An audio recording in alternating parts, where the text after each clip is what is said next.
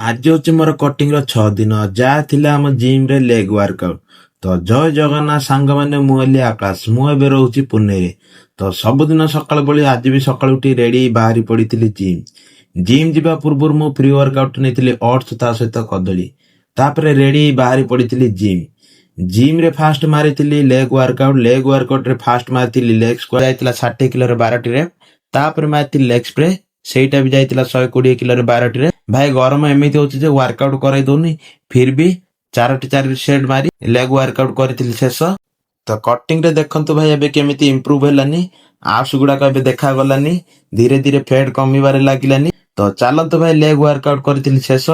ଚାଲନ୍ତୁ ଯିବା ରୁମକୁ। ରୁମରେ ଆଜି ଦେଖିବା ପୋଷ୍ଟ ୱାର୍କଆଉଟ କଣ ଅଛି। ଆଜି ରୋଷେଇରେ ବନେଇଥିଲି ଭାତ, ତା ସହିତ ସାଲାଡ, ଆଉ ଥିଲା ସୋୟାବିନ୍ ଆଉ ପନିର ଭଜା। ଏହା ଥିଲା ଆଜି ମୋର ଡାଇଟ୍। ଚାଲନ୍ତୁ ରହିଲି, ମିଶିବା ଆଉ ଏକ ନୂଆ ଭିଡିଓରେ। ଜୟ ଜଗନ୍ନାଥ।